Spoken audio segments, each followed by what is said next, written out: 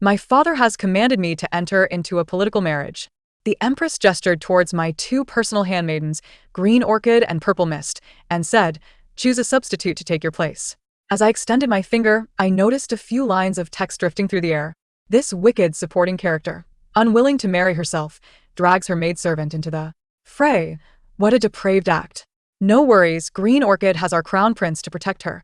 The moment she boards the chariot of the northern Rome, the crown prince will undoubtedly send someone to rescue her.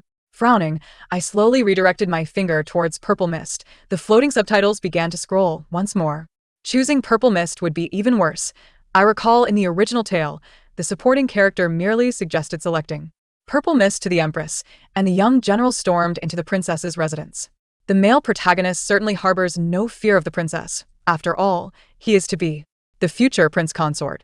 Who wishes to take on that title? Were it not for the princess's relentless pursuit, he would have already roamed the world with the female lead. As I read this, my complexion turned pale, and I saw the subtitles continue to roll. There is no inherent flaw in a political marriage. Although the Northern Rome king is an antagonist, he has long harbored feelings for the princess. Her arrival would grant her the status of an empress. It is unfortunate that the Zhou dynasty broke their covenant first. Seeking a substitute bride has enraged the Northern Rome king, and soon their iron hooves shall trample across the gates of the Zhou. Upon reading this, I silently withdrew my finger. With a sigh directed at my mother, I declared, "Very well, I shall marry." 1. Upon uttering these words, an immediate silence enveloped the Jingren palace. The expressions of those present varied greatly. Seated in the elevated position, I observed intently as a flicker of joy glimmered in the eyes of both Lulua and Xian. Indeed, they too were reluctant to go. Only my mother, seated beside me, was both enraged and anxious upon hearing my remarks. "Jianing, what kind of place is Barong? It is a desolate land, barren and devoid of life. Have you considered the immense suffering that awaits you there?" From a young age, I had immersed myself in countless books and developed a passion for local chronicles. Hence, I was well aware of the impoverished nature of Barong. Initially, when I learned that my father intended for me to engage in a marriage alliance, my heart felt burdened as if weighed down by 1,000 pounds. My mother endeavored tirelessly to devise plans for me. I had retained a glimmer of hope. Yet now, upon witnessing those ominous subtitles in the air, I realized that if I sought a substitute for the marriage, it would spell disaster for the Zhou dynasty. I dared not gamble any longer. As I pondered how to persuade my mother, she spoke up, "You are my only daughter. I cannot bear to send you into the jaws of a tiger. If you are unwilling to part with them, then I shall choose for you." With that, she casually pointed towards Lulua. Upon seeing this, Lulua's body slackened, and she wept. "I beseech you, your majesty, to show mercy. The empress is truly malicious. Unable to part with her own daughter, she wishes to send another's instead. Truly the biological mother of the protagonist, the apple doesn't fall far from the tree. Fear not, dear one, our crown prince shall arrive on the battlefield in 3 seconds." Did anyone else notice that the supporting character seems to be reconsidering her stance on the marriage? To the one above, the princess is merely jesting. This person is the epitome of hypocrisy. I furrowed my brow as I read the subtitles. Once I had finished the last line, I saw the grand doors of the Jingren palace being forcefully flung open from the outside. A man clad in ceremonial robes stood silhouetted in the doorway. I glanced back at the subtitles in astonishment. My elder brother, the crown prince, had indeed arrived. 2. The moment my elder brother appeared, I distinctly sensed Lulua's posture straightening as if bolstered by his presence, and the tears in her eyes vanished. I observed discreetly as my mother raised an eyebrow and beckoned to him. "Ah, you've arrived at the perfect moment. Come, persuade your sister. She seems quite uncertain about this marriage alliance." Before my mother could finish her words, the crown prince abruptly interrupted her. "Mother, I knew Jianing would not easily consent to this marriage. She even contemplated having someone else take her place." He turned his gaze towards me, disappointment etched in his features. "I have always known you to be timid, but for such a significant matter as this, you would resort to such deceit. Lulua and Xian have grown up alongside you. How could you bear to send them in your stead? You have truly disappointed me." The crown prince's words came forth in rapid succession, each more forceful than the last, as if I were an irredeemable sinner. His gaze, once gentle, had transformed entirely. In my memories, he had always been a kind elder brother. This was the first time he had ever raised his voice at me. My heart ached. How could I be perceived in such a way by my brother? The subtitles continued to scroll. This must be the rage of a man driven to defend his beloved. Look at how grieved the princess appears. One might think she was wronged. She never wished to go in the first place. Otherwise, why would she not refuse when the empress summoned her? The crown prince has evidently harbored his frustrations towards the princess for quite some time, a foolish and simple-minded woman, were it not for her being the empress's daughter. He would hardly pay her any mind. My grip on the handkerchief tightened, tears welling in my eyes, blurring my vision. Memories flooded back to when I was 6 years old. Back then, my elder brother was not like this at all. At the age of 6, I contracted smallpox. The entire princess residence was sealed off, and even my mother could not enter, save for the imperial doctor. She could only pray for me at Mingda Temple, tears in her eyes. I lay upon my bed, feverish and somewhat delirious. The few servant girls who had tended to me also fell ill due to the smallpox. I hoarsely called out several times, yet no one responded. In my stupor, I felt a warm hand. I sensed a cup being brought to my lips. Thirsty. I drank eagerly from the cup before sinking back into a deep slumber. Those days were perhaps the most arduous of my life. Not a single ray of sunlight penetrated my chamber. I could only lie in bed, weeping into my pillow, calling out for my father and mother. As night fell, I cried until exhaustion overcame me. In a half-dream, I thought I heard someone singing a lullaby, reminiscent of my mother soothing me to sleep. Eventually, my fever subsided, and my mind cleared. The first thing I saw upon waking was my elder brother perched by my bedside. At that time, he was not yet the crown prince. Merely an overlooked prince born of a drunken encounter between my father and a palace maid. He appeared gaunt and pallid, save for his strikingly bright eyes. The servants in the cold palace bullied him mercilessly. Upon my awakening, I found him holding a teacup, our eyes meeting in a moment of shared understanding. I could see the tension in his gaze. He fumbled, I smiled at him. Elder brother, I am thirsty. I recognized him, once. In my mischievousness, I had crawled through a dog hole into the cold palace and witnessed a nurse striking a young boy. As I prepared to intervene, Lulua had pulled me aside, whispering, Princess, let us not meddle in the affairs of the third prince, otherwise, the empress will learn we have strayed into the cold palace. I hesitated, but seeing Lulua biting her lip, she urged, You are a princess. You may act willfully, but if the empress discovers I led you here, I shall face punishment. I did not wish to see Lulua suffer. Yet, I also could not bear the thought of my elder brother going hungry. Thus, I stealthily placed my last pouch of osmanthus cake in a corner. It was our first formal meeting. He then remarked, You must be the fourth sister? To my surprise, he recognized me.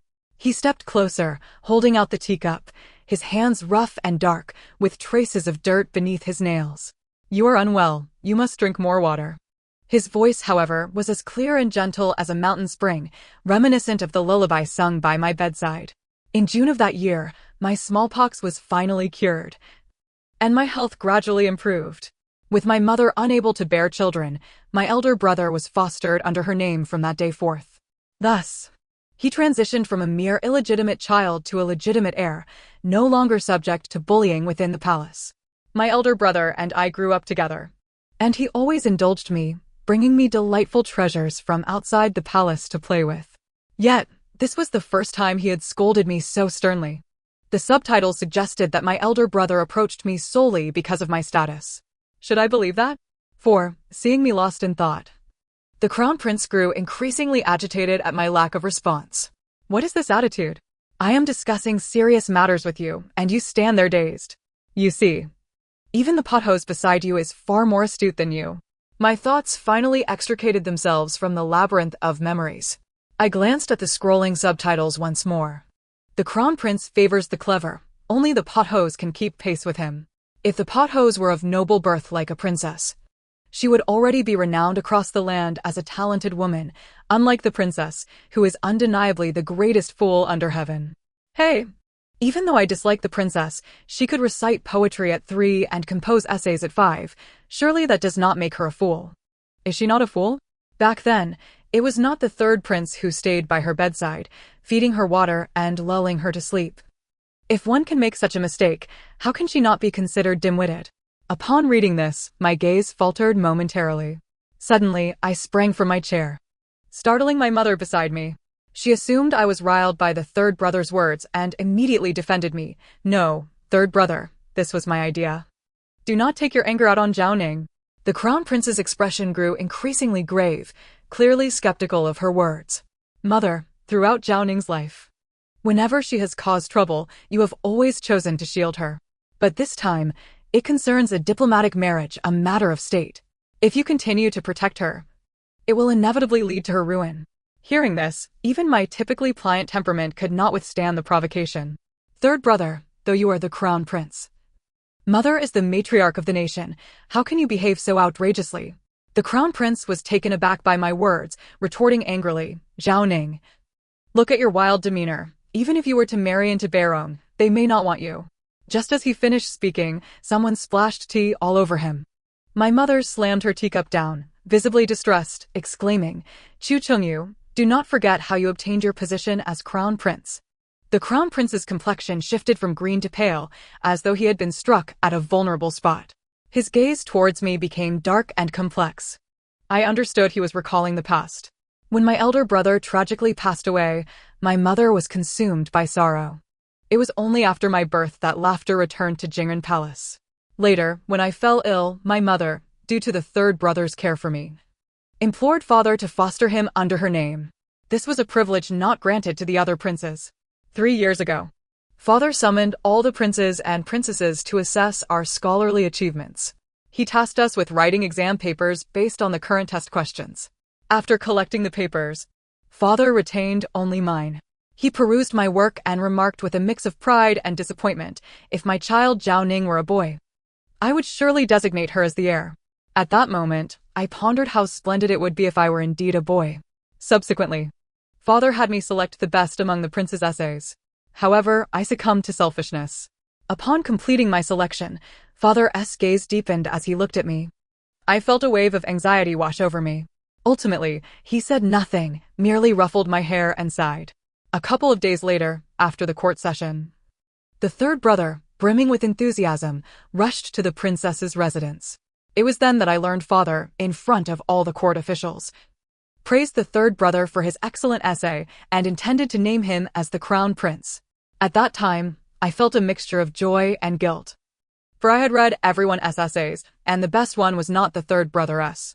The crown prince seemed to recall this moment, his confidence waning, his earlier bravado dissipating. He lifted his robe and knelt on one knee, confessing with remorse, Mother, this time, I was wrong. I was merely too anxious. He glanced at me and then at the pot hose kneeling beside him, as if arriving at a decision. He grasped her hand. I have privately pledged my life to the pot hose. I ask for your blessing in marriage. My mother was taken aback, both shocked and furious. I paid no attention to their ensuing conversation, for the third brother's words had confirmed the truth of the subtitles. He indeed harbored feelings for the pot hose. All these years, he had traversed between the crown prince's residence and the princess's palace. Was it truly out of affection for me, his sister, or simply because his beloved resided within the princess's palace? I turned to the pot hose, only to find her gaze entirely fixed on the third brother, her affection evident. All this time, they had exchanged glances right under my nose, and I was utterly oblivious. Was it really the third brother who attended to me during my illness? I sank back down, disheartened. They were correct. I truly was foolish. My mother did not immediately acquiesce to the marriage proposal, but seeing the third brother's insistence on protecting the pot hose, she ultimately relented. Very well, if the pot hose is unsuitable, then Ziyan shall stand in for Zhao Ning in the marriage alliance. My mother's stance was resolute. Ziyan dared not protest, her eyes glistening with tears. I frowned, saying, Mother, this marriage is my own affair. But my mother covered her head, exclaiming, Oh dear, you too, do not further provoke me. The matron escorted both the crown prince and me out of the palace. The crown prince appeared rather cheerful, declaring he would escort me back to the princess's residence. I shook my head in refusal. Seeing my aloofness, he attempted to grasp my hand, but I evaded him. His expression darkened. For the sake of a mere servant, you would treat me with such disdain? I regarded the third brother. This is something I should be asking His Highness the Crown Prince. Today, for the sake of a servant, you disregard my dignity as a princess and your mother's. In the future, when you ascend to the throne. Will you still remember us? I spoke these words both to vent my pent-up frustration and to test the third brother. His countenance immediately shifted. After a moment, he resumed his usual humble and gentle demeanor, softly coaxing, "Fourth sister, do not be angry. I have already crafted a kite. Tomorrow, if you are free, I will accompany you to fly it, all right?" He extended his hand, revealing delicate wounds on his fingers from crafting the kite for me. Suddenly, I recalled that just days ago, I had arranged to fly kites with the crown prince. He had indeed made a kite for me. Before I could feel touched, the subtitles began to scroll again. Only the princess would fall for such a childish ploy as kite flying. The wound on the crown prince's hand clearly came from making a kite for the pothos, while the princess's kite was merely fashioned from leftover scraps by his servants. I wager a coin that the princess will surely soften her heart again.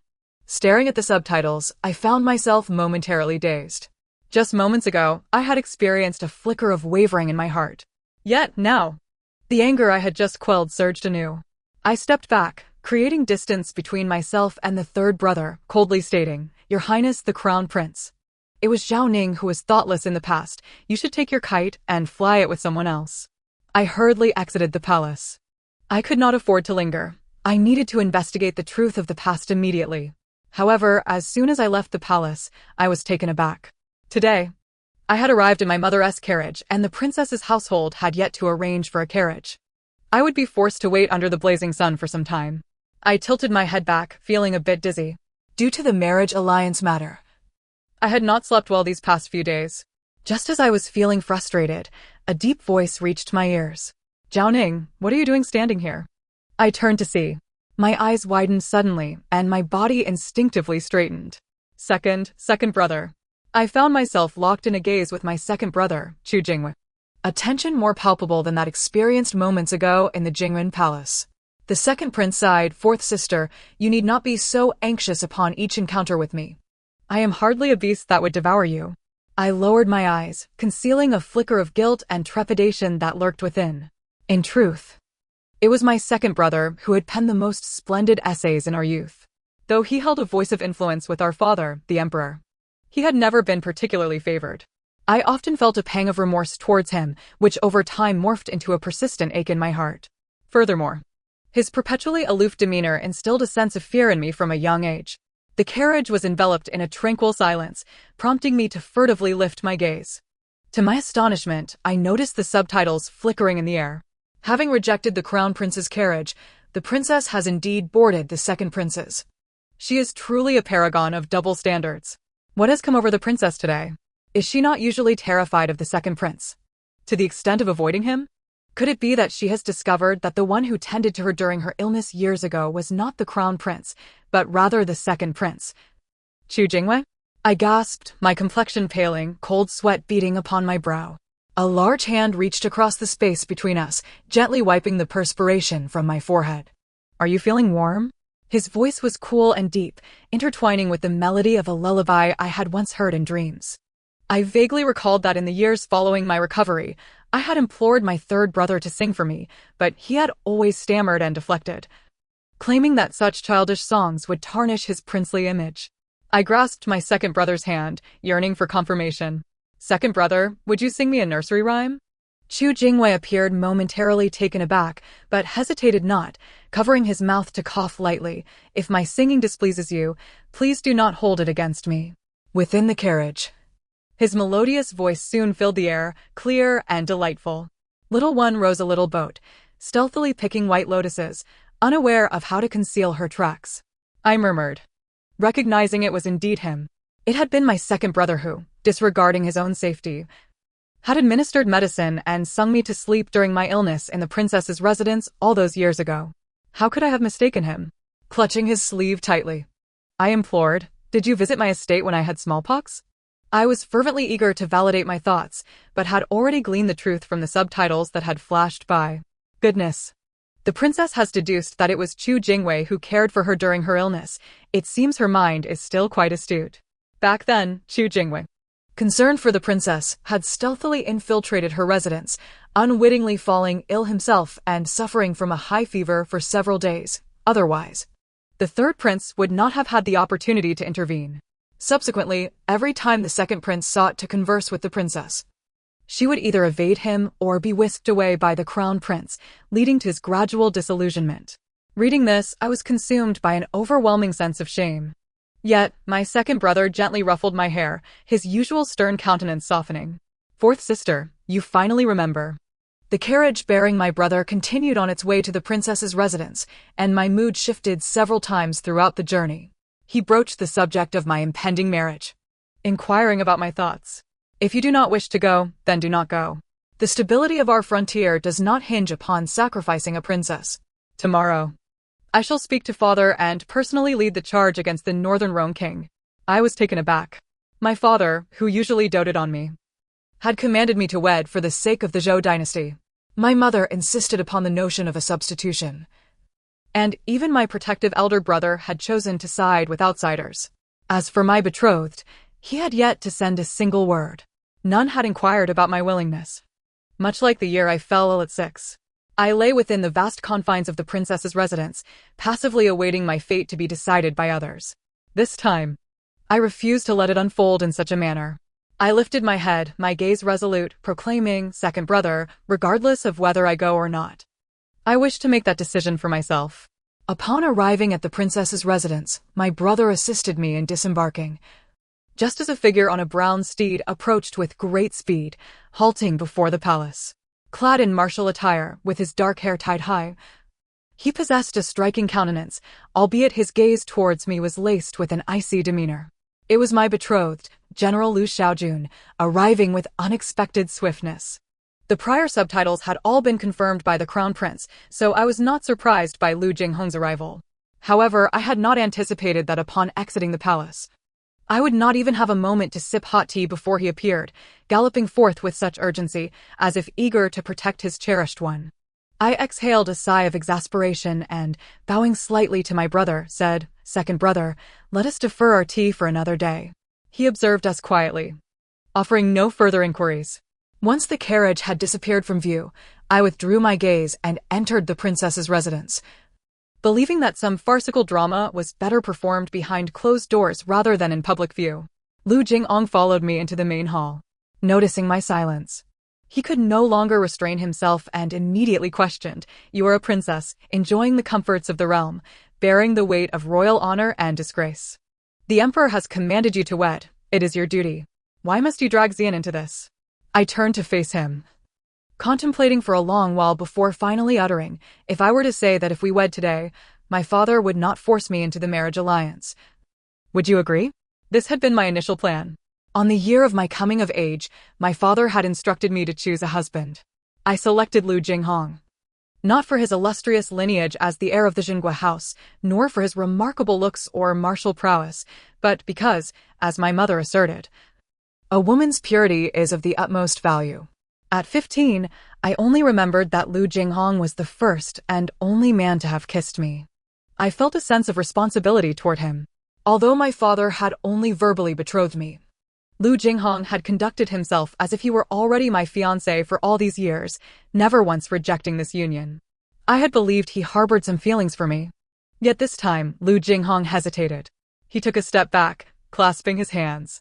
Princess, I cannot marry you at present. Seeing my silence, Liu Jinghong awkwardly defended himself. If we marry, our pact will disrupt the alliance. The emperor would surely hold the general's house accountable, and my family would become the target of public ire.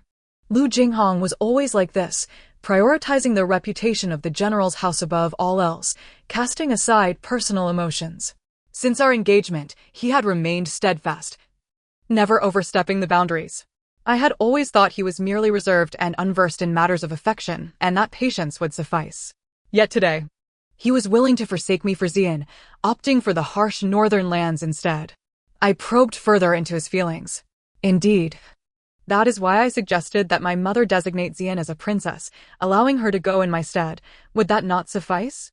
His eyes flared with anger as he looked up at me. Why must it be Xian? Why not Greenlow? Greenlow is favored by the crown prince, so it is not an option. But Xian she is. You like her? I do not. Liu Jinghong vehemently denied. How could I possibly have feelings for a maid? Xian is the true heroine. She is also the daughter of a high-ranking official. reduced to servitude due to her family's downfall, and is no less than a princess. Is the princess not shameless? The male lead does not even care for her. Yet, she continues to pursue him. Surely the princess does not still believe that the boy who saved her from drowning and performed artificial respiration was Lu Jinghong? Mistaking two saviors, it is no wonder she is relegated to a supporting role. Wait, what is artificial respiration? No, that cannot be right. They say that the one who saved me back then was not Lu Jinghong. After much contemplation, I resolved to verify my suspicions. I approached Lu Jinghong and stood before him, my feet planted firmly. Taking a deep breath, I rose onto my toes, only to halt just before our lips could meet. I furrowed my brow and inquired, "Why do you not evade?" Lu Jinghong's ears flushed crimson, as if he might bleed from the embarrassment. If this can quell the princess's wrath, I shall not retreat. My fingers brushed against his lips, and I felt his body stiffen at that instant. I immediately withdrew my hand. The atmosphere was awry, the sensation was incorrect. I spoke coldly, "Lu Jinghong, when I accompanied my father in disguise for an inspection, I accidentally fell into the water. Were you the one who rescued me?" Lu Jinghong's gaze flickered, and after a long pause, he replied, "Yes." I averted my eyes, instinctively gazing into the void, and indeed, I saw the subtitles begin to scroll once more. Back then, the Lu family earned their titles and promotions by saving the princess. To deny it would be an act of treason. When will the princess realize that it was the king of Barong who pulled her from the water? Who sacrificed his first kiss to save her and has harbored feelings for her all these years? Isn't this akin to the situation with the crown prince? The princess has mistakenly identified two benefactors. It is quite foolish indeed. I felt somewhat dizzy. After taking a generous sip of tea, my mind began to clear. They claim that it was the king of Barong who saved me? Considering the timeline, the then king of Barong was merely one of his many sons. It was rumored that he had committed patricide and fratricide to ascend the throne, employing cruel and ruthless methods that struck fear into the hearts of the Barong people. And now he sought to marry me. The Zhou dynasty had faced continuous natural disasters in recent years, while Barong had grown formidable. The ministers urged my father to consent to this marriage, no matter the cost. Why would such a man have appeared in the Zhou dynasty back then? And why did he choose to save me? I suppressed my myriad of doubts.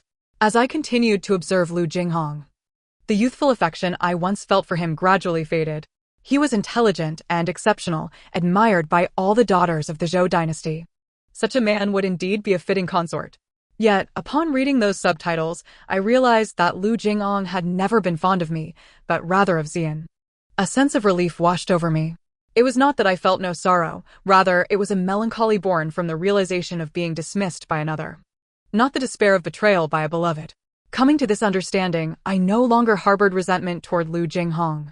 I was too obstinate, believing that granting you the title of consort was an act of gratitude. Lu Jinghong gazed at me in surprise. "I shall speak with my father, from this day forth. Our engagement shall be dissolved, and we will no longer be entangled in matters of marriage."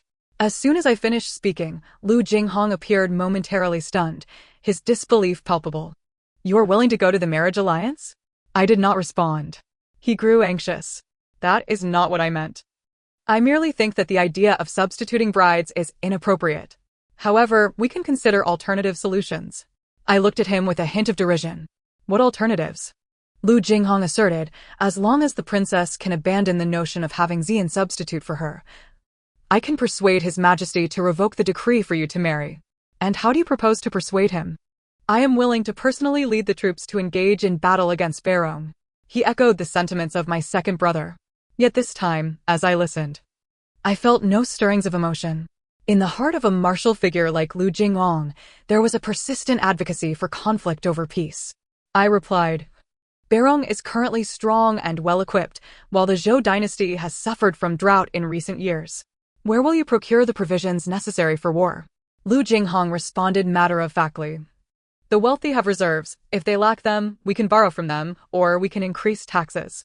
With tens of millions of households in the Zhou dynasty, do you truly believe we cannot gather the necessary supplies?" He spoke so casually, yet failed to grasp that with each tax increase, countless commoners would face starvation. I found myself relieved to have discerned his true nature ahead of time. Previously, I had regarded him as a savior, viewing him through a somewhat romanticized lens. Now, however, He appeared to me as an insufferable frog croaking incessantly, even though the patricidal king of Beirong was despicable. He paled in comparison to the repugnance I felt for Lu Jinghong, who viewed the lives of the common people as mere trifles. I coldly stated, "There is no need for the general to concern himself. I am a princess, indulging in the people's resources, bearing the honor and disgrace of the royal family. If my father commands me to enter a marriage alliance, it is my duty as a princess." I retorted with his own words. Lu Jinghong's countenance immediately darkened, and the atmosphere grew tense. Just then, a voice intervened, shattering the standoff. "The princess speaks wisely. This matter need not trouble General Lu." Chu Jingwei arrived, accompanied by a retinue of attendants. He looked at me and gestured to those behind him, saying, "I happened upon the market and saw some delightful novelties that I thought you would appreciate, so I purchased them for you." His servants laid out a bountiful array of items. He turned to Lu Jinghong, his gaze suddenly sharp. "Jianing is a princess of the Zhou dynasty. Her marriage is not for an outsider like you to dictate." I understood that my second brother had returned, clearly concerned about Lu Jinghong bullying me. By purchasing these items and making such statements, he aimed to bolster my position, conveying to Lu Jinghong that although my father had commanded me to enter a marriage alliance, as long as I remained in the Zhou dynasty, I would still be a princess. Behind me stood a multitude of royal kin bearing the surname Chu, not subject to Lu Jinghong's whims. Lu Jinghong suddenly grasped the situation, his expression complex as he conceded, "I have overstepped." After my second brother dismissed the unwelcome presence, he turned to me and said, "I heard everything you said. Just remember, you have us brothers behind you." My eyes grew moist. "Second brother, could you do me one more favor? Please take me back to the palace." Upon exiting the imperial study, I found my second brother waiting at the door. He inquired, "Have you truly made up your mind?" I nodded, yes. Suddenly, he handed me a book. "What is this?" "Information I gathered about the king of Beirong. I had intended to present it to you today." I accepted the book and was about to peruse it when my brother continued, "Perhaps the king of Beirong is not as dreadful as you imagine. Marrying him might be preferable to marrying Lu Jinghong." As he spoke, he produced another booklet. I queried, "And what is this?" "Information I compiled regarding Lu Jinghong." Seeing this, I couldn't help but chuckle. The weight I had felt upon leaving the Emperor's study lifted suddenly. Chu Jingwei was taken aback. "What are you laughing at?" I teased, "Second brother. Are you some sort of information broker?" Chu Jingwei chuckled. Upon returning to the princess's residence, I opened the booklet to read. In the 12th year of Tianli, in mid-June, military provisions were stolen. Lu Jinghong found the maid Xian and seduced her with his charm, persuading her to divert the provisions from the princess's residence to the general's manor, thus resolving the crisis. The more I read, the more alarmed I became. I recalled 2 years prior when a flood of refugees surged into the capital. The governor of the capital had driven the refugees to the outskirts, and upon learning of this, I immediately had Xian accompany me to distribute porridge to the needy outside the city. It was no wonder that despite purchasing a large quantity of rice at a high price to aid the populace, I could not sustain it for even 7 days, helplessly witnessing hundreds of refugees perish. All of this had stemmed from an insider's betrayal. After that, the two of them had become entangled. Whenever I wrote to Lu Jinghong, Xian was always the first to volunteer to deliver my messages. As this letter journeyed forth, it found its way to Lu Jinghong's bed. Many within the general's residence had heard the raucous sounds emanating from his chamber, yet I remained blissfully unaware. Enraged, I forcefully closed the tome. My gaze, however, flickered towards another book. Yet, as my hand grazed its cover, I recoiled as if it were searing. Very well. A tyrant who has slain his father and brother holds little allure. Better to avoid further vexation. Upon learning that I had personally approached Father Emperor to consent to the marriage alliance, Mother fell ill. The Crown Prince, however, interjected, "Hasn't Mother declared that Xian shall take my place? What is this commotion that has led to her illness?" Ever since uncovering the truth, I felt a certain awkwardness whenever I beheld the Crown Prince. The bond we shared over the years was genuine, yet it had been founded upon a misapprehension. Unlike with Lu Jinghong, I could not readily shift my perspective to confront him. "Your Highness, after my departure, I must trouble you to take extra care of Mother." The Crown Prince frowned, a flicker of inscrutable emotion passing through his eyes. How could the Crown Prince truly regard her as anything but an enemy, knowing that his birth mother was executed by the Empress? Once the emperor passes, the Zhou dynasty shall belong to the crown prince, granting him the opportunity for vengeance against those who wronged his mother. According to the original narrative, after the northern Rome's resounding defeat of the Zhou, it was the crown prince who personally delivered the princess to the enemy, subjecting her to a cruel fate at the hands of hostile soldiers. Yet, it seems the plot is diverging. Without the princess seeking a substitute, will the northern Rome still march against the Zhou? As I cradled the medicinal broth, my hand faltered upon reading these lines, causing the bowl to slip and shatter on the ground. I swiftly concealed my scalded hand behind my back, but my eyes were fixed intently on my third brother. After departing from Jingren Palace, I sought out my second brother. Presenting him with the handkerchief stained with Mother-S medicine, I implored him to investigate the precise ingredients of the prescription. I dared not gamble. If the crown prince truly harbored animosity towards Mother during her illness, might he tamper with her medicine? My second brother uttered naught, seemingly supportive of my every endeavor. 2 days later, he returned with the handkerchief. The ingredients found on the handkerchief are safe. I exhaled in relief, thinking perhaps I had overreacted. Yet, my brother's demeanor remained tense. The imperial physician's prescription poses no issue, but I noticed that Jingren Palace has recently procured a considerable quantity of lilacs.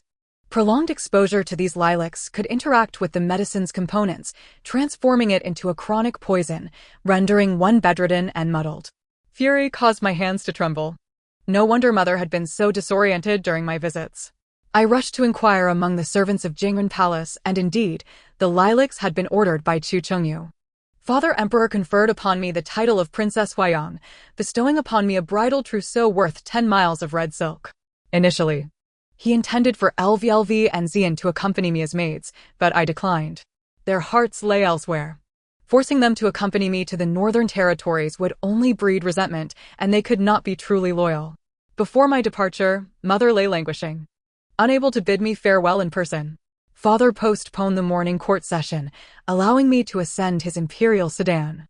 He trailed behind, step by step, escorting me to the palace gates. He lifted me from the sedan. I vaguely recalled my childhood, when I would insist on sharing his carriage and he would relent, cradling me in his arms. Yet, I had grown. Father could no longer carry me as he once did and merely supported me as I disembarked. Once I steadied myself, Father spoke. Zhaoning, remember, you will forever be the most esteemed princess of the Zhou dynasty. And Father will always be your pillar of support. My eyes brimmed with unshed tears. On that day, when I visited the imperial study to seek Father's counsel on the marriage alliance, I witnessed him passionately debating with the ministers on my behalf. The strands of gray in his hair had multiplied, a testament to his worries. It dawned on me that he, like Mother, wished to refrain from sending me away. Yet, as the father of the realm, he could not solely be the father of Zhaoning. I understood him better, and my respect for him deepened. At such close proximity, I noticed the increased lines around his eyes, realizing with a start that Father had aged. He deserved a successor who was broad-minded, wise, and benevolent. Father, do you recall the time you asked me which among the essays on saving the people was the finest? That day, Zhaoning spoke of falsehood. The marriage caravan proceeded towards the city gates. Lu Jinghong held the reins of his horse, blocking my carriage, claiming he had words to share with me. The wind lifted the curtain of the carriage, revealing Lu Jinghong's despondent visage. Gone was his former vibrancy. Yet, as the breeze swiftly retreated, the curtain fell. Akin to the ripples once stirred in my youthful heart, now settled with the passage of time. I made no effort to halt my stride, continuing with the marriage caravan towards the northern Rome. As we traveled, the scenery transformed. The lush plains gave way to undulating mountains, the weather growing increasingly frigid and arid. The curtain of the carriage, fashioned from delicate silk, could barely withstand the dust and wind. I layered it further to mitigate the encroaching grit. Thus, we journeyed for over a month, finally reaching the border between the Zhou and northern Rome. During these days, I had perused all the books I had brought. Yet my gaze lingered on the tome gifted by my second brother. By some uncanny fate, I placed the book upon my lap and opened it. My eyes widened involuntarily. Within its pages, a general clad in gleaming iron armor, wielding a bloodied silver spear, pointed skyward. The setting sun elongated his silhouette, his battle robe billowing behind him. Clearly, Lu Jinghong was also a renowned general of the Zhou, yet in comparison to this figure, I grasped the true essence of a war god. I suddenly regained my composure. Was this the king of northern Rome? I harbored a somewhat stereotypical impression of the king of northern Rome. I recalled the year Lu Jinghong returned home with the Lu family army, having suffered defeat in battle.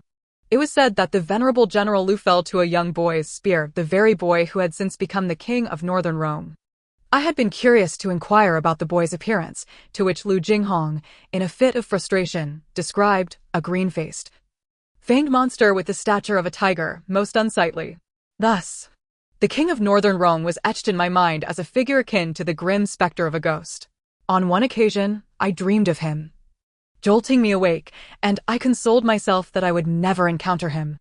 Little did I know I was not only destined to meet him but also to marry him. Turning back, I scrutinized the illustrations in the book my brother had provided. Each page depicted this man, in battle among shepherds, tending to the wounded. If he were indeed the king of northern Rome, why did he seem so different from the tales spun about him? A vague, ineffable sensation began to stir within me. This feeling would ultimately find validation upon my encounter with the king of northern Rome. As we crossed into northern Rome, I sensed an unexpected hush enveloping the caravan. I lifted the curtain for fresh air, only to be startled by a profile both familiar and alien. I hastily dropped the curtain, slapping my face, wondering if I were still dreaming, as if the figure from the illustrations had materialized before me. When I dared to lift the curtain once more, I was met with a pair of profound eyes. "Huayang, do you have any commands?" Huayang was my title, and it was the first time someone had addressed me thus. My heart skipped a beat, and I stammered, "And no, nothing." Thus, this individual rode alongside my caravan, escorting us toward the capital of northern Rome, devoid of the airs befitting a king, while I remained within the carriage. Occasionally, I would stealthily lift the curtain to catch a glimpse of him, only to find myself caught in the act each time. It was not until we approached the capital that a torrential downpour ensued. The drenched man, resembling a drowned rat, climbed into my carriage, and we exchanged glances, both of us somewhat apprehensive. He inquired whether I had eaten well and slept soundly during the journey. I merely nodded, too timid to elaborate. "You know, it rarely rains in our northern Rome," he remarked. I nodded again, only to realize something was amiss. Lifting my gaze to him, I queried, "So?" He scratched his head and replied, "Well, it must be the rain god welcoming you to northern Rome by sending this rain." His foolish grin resembled that of a simpleton, entirely unlike the formidable figure depicted in the paintings, who could claim lives with a mere blink. As we ventured further from the capital, my heart grew increasingly restless. This was my first journey far from home, and the man across from me seemed to sense my discomfort, refraining from speaking to avoid disturbing me. Unbeknownst to me, I eventually drifted off to sleep. Suddenly, the carriage jolted violently, startling me awake. Upon regaining consciousness, I saw that the man had vanished. Curiosity compelled me to lift the curtain, revealing the figure of the northern Rome king, straining to lift a wheel that had become mired in the mud. Could one man truly lift a carriage that 8 others could not budge? I was skeptical. Upon noticing my descent from the carriage, the northern Rome king unexpectedly shed his outer garment, revealing his well-defined musculature. I gasped and instinctively covered my eyes, yet I could not resist peeking through my fingers. At that moment, the subtitles that had vanished since my departure from the Zhou dynasty began to roll once more. Did I miss something? How did the plot twist so dramatically? Indeed, you read that correctly. The notorious and bloodthirsty northern Rome king Helianfeng is now being tamed by the princess. Yet, the supporting character has chosen a favorable path for herself, as it is said that in the original narrative, the northern Rome king possesses the prowess to bed 9 women in one night. I could not help but gasp. Was it the subtitles that left me breathless? Or was it witnessing Helianfeng actually lift the carriage single-handedly? He even spun it around in front of me, his eyebrows raised in triumph, as if to say he had finally elicited a smile from me. Only after he had securely placed the carriage back on solid ground did he appear satisfied. During my days in northern Rome, Helianfeng treated me exceptionally well. Concerned that I might struggle to adapt, he had meticulously constructed a residence identical to that of the princess's palace for my stay. He had generously hired chefs from the Zhou dynasty and would frequently cook for me, perfectly attuned to my preferences, as if he had known me for ages. One day, As he pitifully clutched a blanket, preparing to sleep on the floor, I patted the space beside me and said, "The ground is cold. You may sleep here tonight." The Northern Rhone King, this rascal, has feigned misery for days, merely biding his time for this moment. Princess, do not regret it. Inviting a deity is easy, but sending one away is not. And will we still be able to enjoy this for free? My eyes widened in disbelief as I contemplated my decision. To my astonishment, Helian Fong seized the opportunity and swiftly silenced me with a kiss. The following day, I awoke with aches and pains, only to find him standing at my bedside, brimming with energy, holding a bowl of soy milk, waiting for me to rise. I shot him a disapproving glare. He blinked innocently and said, "You smell too good." I couldn't resist. I hurled a pillow at him, but he deftly dodged it, managing to keep the soy milk unspilled. He looked at me with a pitiful expression and remarked, "It's not like we haven't kissed before." I picked up another pillow, yet ultimately refrained from throwing it, suddenly amused by his cheeky demeanor. Thank goodness it was he who saved me all those years ago.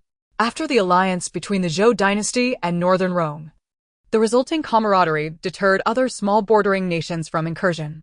Contrary to the Zhou's beliefs, Northern Rhone was not a desolate wasteland. Rather, it was abundant with cattle, sheep, and vast grasslands.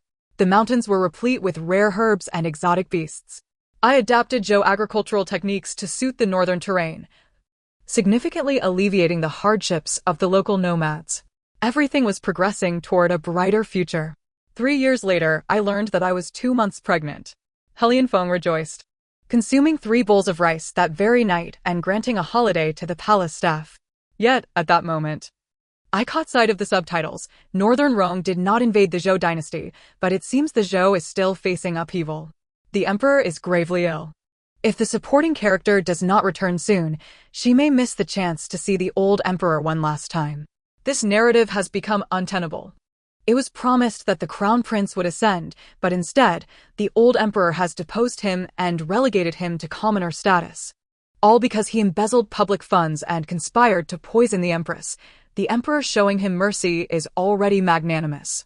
Lu Jinghong, the male lead, has also become a shadow of himself. Since the princess's departure, he has lost all ambition, languishing in taverns and brothels. Is this truly our male lead? It's futile. In this tale, only the second prince is diligently pursuing a career. Helian Fong, with his romantic whims, is hardly reliable. Helian Fong insisted on accompanying me back to the Zhou dynasty to pay respects to my family. Upon hearing of my return to the capital, my father was delighted and vowed to take his medicine diligently until my arrival. My second brother mentioned he had gathered numerous new trinkets to bring to Northern Rome for me. My mother also wrote, expressing her concern for my safety on the journey due to my pregnancy. The journey was arduous, but we finally arrived in the capital. The streets were lined with citizens welcoming us joyfully. I soon learned that my decision to marry into Northern Rome had been extolled by my second brother among the populace as an act of self-sacrifice. In recent years, the Zhou dynasty had experienced peace, allowing it to flourish, and trade with Northern Rome continued. The people enjoyed prosperity and health, attributing their good fortune to me, the Princess of Huayang, who had united with Northern Rome. Upon learning of my return to pay respects, they rose before dawn to clean the streets, hang lanterns, and adorn them with flowers, all in hopes of leaving a favorable impression on the Northern Rhone king regarding my family. As I sat in the carriage, witnessing the familiar faces of the old capital, tears welled in my eyes. Helian Fong clasped my hand proudly and declared, in the hearts of the Zhou people, "You are the most courageous and wise princess." I smiled faintly, neither confirming nor denying his words. Only I knew the truth. I was neither brave nor wise. When faced with the prospect of marriage, I had contemplated fleeing, only to be chastised by my third brother for my foolishness and indulgence, and labeled selfish by Lu Jinghong. Yet, in the face of such grave matters, I held firm to my principles. As the eldest princess of the Zhou dynasty, I bore the weight of its honor and disgrace and was prepared to shoulder the corresponding responsibilities. At that moment, I truly felt the immense gravity of the title bestowed upon me by my father as the eldest princess. I visited my father and mother. My father appeared somewhat healthier, yet he still lay in bed. I exchanged a few words with my second brother. When I prepared to leave the Zhou dynasty, I had confided in him my suspicions regarding my third brother's intent to poison our mother. I had little time to investigate and could only place my hopes in my second brother. The matter of the crown prince attempting to poison the empress was of utmost importance. My second brother must have prepared for a long time before convicting Chu Chengyu. However, since becoming regent, he had been exceedingly busy and could not spare much time to converse with me before hastening away again. On my way back to the princess's residence, I encountered a beggar, a man who had been cruelly disabled and was now clinging to life against the wall. Yet, as my carriage passed, he summoned an astonishing strength to grasp the wheel tightly. I ordered the carriage to halt. Helian Feng attempted to disembark to investigate, but I stopped him, for I recognized him. Before me stood a beggar, none other than my brother, the deposed prince, reduced to a commoner. Our eyes met, and his gaze sparkled with an unusual brilliance, reminiscent of the first time he laid eyes on me when I was but 6 years old. "Fourth sister, it is I, your third brother," he implored, clutching the carriage window with desperation. "Sister, could you plead with our father and mother to take me back?" He had grown significantly thinner and darker. My gaze fell upon his hands, once noble and delicate, now rough and soiled, dirt lodged beneath his nails. The scene felt hauntingly familiar. On an impulse, I extended the bag of pastries I had intended for my own indulgence towards him. Upon receiving it, Chu Chengyu opened it only to find not gold or silver, but mere pastries, and his face contorted with rage. "Zhao Ning, do you take me for a beggar? To dismiss me with a mere bag of pastries? Do not forget, it was I who stayed by your side during your bout with smallpox, feeding you water and lulling you to sleep." At this, my expression darkened. Helian Feng signaled to the guards, and they dragged Chu Chengyu away. Before the curtain of the carriage fell, I cast one last remark. "I certainly remember, but that person was not you." Chu Chengyu's face froze in disbelief. He opened his mouth to retort, but his voice was drowned out by the throng of onlookers. My carriage was not one he could pursue. No matter how unwilling he was, he ultimately returned to pick up the bag of pastries. However, upon opening it and catching a whiff of that familiar aroma, he momentarily lost himself in nostalgia. As a child, while suffering in the cold palace, starved and tormented by the matron, he had once spotted a bag of osmanthus cakes tucked away in a corner. He had vowed that if he ever escaped that cold palace, he would seek out the kind soul who had bestowed such pastries and treat her with kindness. Chu Chengyu, disregarding the grime on his hands, hastily stuffed a piece of osmanthus cake into his mouth and then another. In his haste, he choked, tears springing to his eyes, which mingled with the dirt on his face, revealing patches of pale skin. He bowed his head, his tears soaking the pastry wrapper, his voice heavy with regret. "Zhao Ning, it was I who was wrong from the very beginning. The princess is quite discerning. Her osmanthus cakes are specially made, a flavor unattainable elsewhere." Initially, Lulua deceived him into believing the osmanthus cakes were her gift, and the prince, in his naivety, fell deeply for her, only to discover that she ultimately chose to abandon him, taking all his wealth with another. Did he not profess a fondness for clever women? Partners are akin to birds of a feather. When calamity strikes, they scatter, such is the nature of the astute. Where are those who once praised Lulua? Come forth and witness the prince's current plight. I glanced at these subtitles, my eyes drifting away. The bond between Chu Chengyu and me had withered away.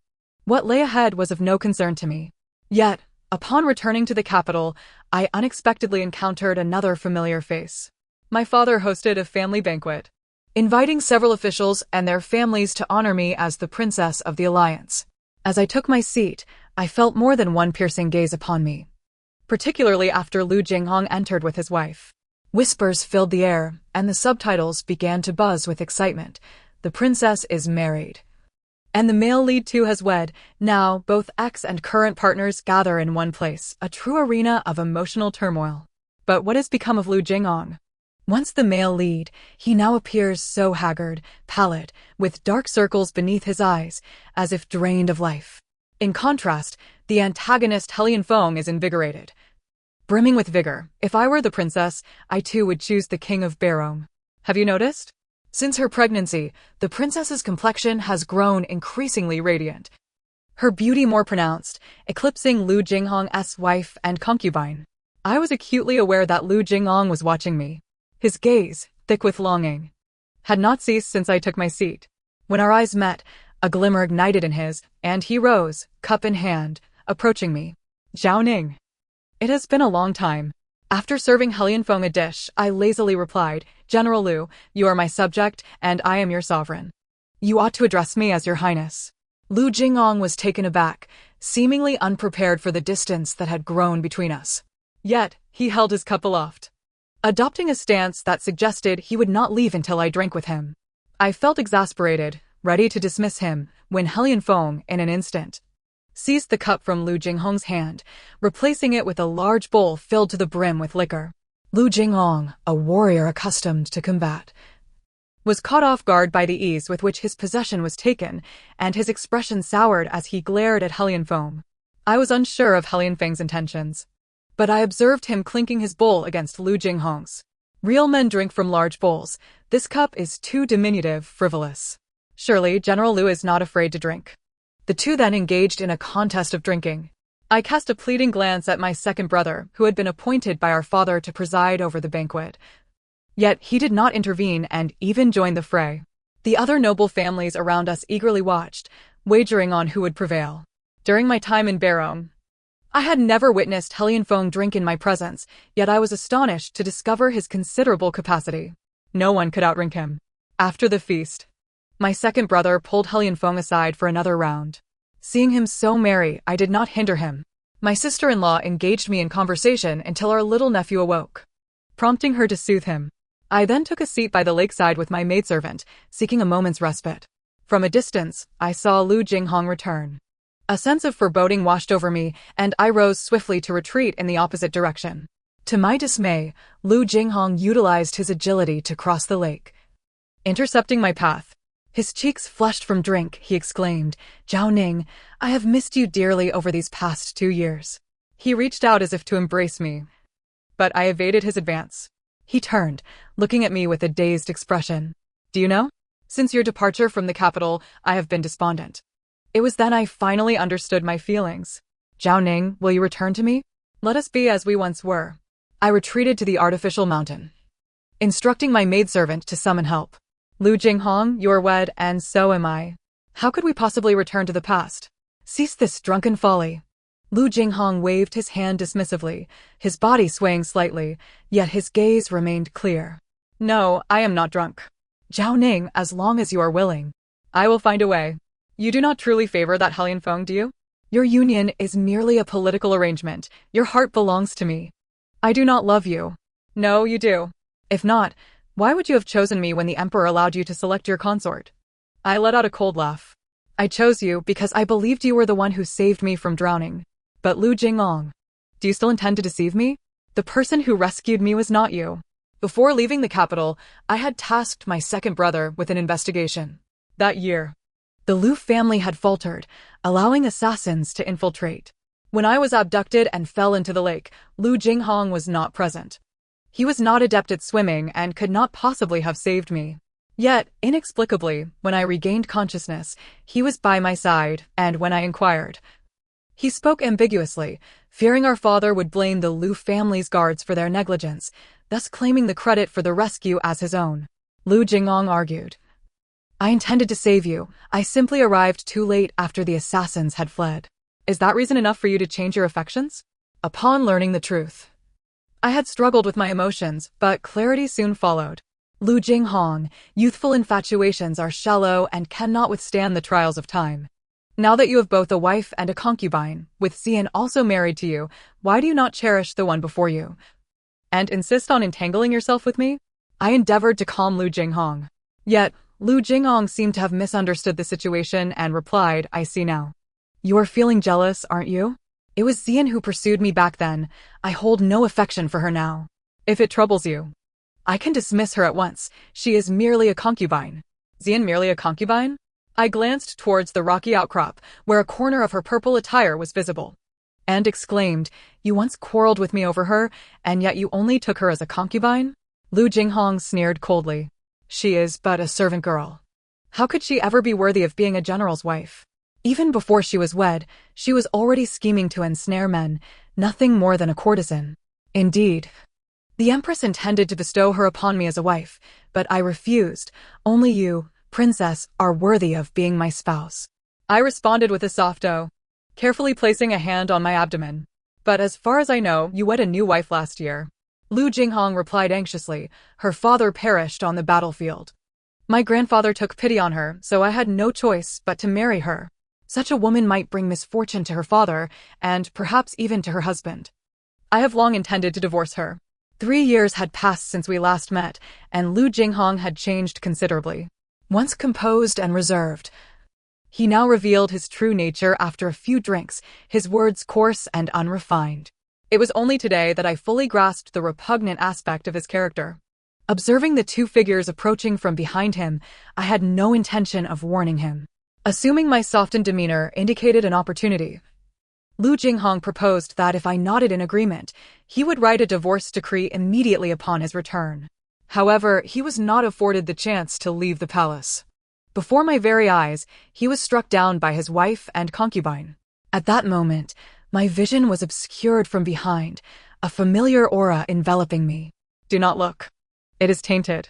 Lu Jinghong was rendered a fool, while the general's wife and Xian were imprisoned for injuring him. I interceded on their behalf, securing their reprieve from the death penalty.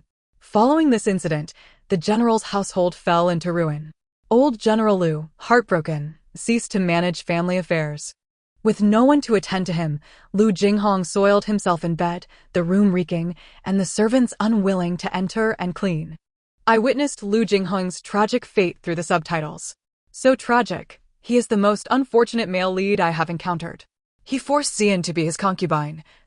Abusing her daily, the female lead was driven to madness, and it is remarkable that she has endured this long. The princess has surprisingly fared the best. Who remembers her original fate? On the day of my departure from the capital, Chu Qingyu chased after my carriage, limping as he approached, proudly presenting to me. Fourth sister, third brother made you a kite, and this time it is truly crafted by his own hands. Did we not agree to go kite flying together? His hands were bloodied and marked with scratches. I lowered the carriage curtain. Helian Feng inquired, "Do you enjoy flying kites?" I pondered for a moment before shaking my head. It was Greenvine who suggested the idea, prompting me to express my desire to Chu Chengyu to go out and fly kites in the spring. Since the birth of my daughter, those strange subtitles had ceased to appear. Yet, in the dead of night, I dreamt of a woman clad in splendid garments, being expelled from the country by soldiers from distant lands. They surrounded her, tearing her clothing, ripping her hairpins, and forcing her legs apart. The woman wailed in anguish, desperately turning her head. Upon seeing her face, I jolted awake, only to feel a large hand cover my dampened palm. Helian Feng helped me sit up, patting my back. "Did you have another nightmare?" I nodded, resting my chin on his shoulder, panting as I rasped, "Helian Feng, will you still wage war against the Zhou dynasty? You have asked many times." "I do not care, swear it." "Very well, I swear that as long as I am in Barong, I shall never attack the Zhou dynasty." "Did you truly kill your father and brother?" I timidly inquired. He hesitated before replying yes. I did not press further. Even though history would record his regicide and fratricide, in the hearts of the Barong people and mine, he was far from a tyrant. Helian Feng, lost in thought, tightened his embrace around me. "Huayang. I too had a dream." I nodded. His voice was strained as he continued, "In my dream, I besieged the Zhou dynasty and found you, but you." I silenced him with a kiss, preventing him from finishing his sentence. Now, this nightmare has truly come to an end. The end of the text. Thank you for listening. Until we meet again in the next story.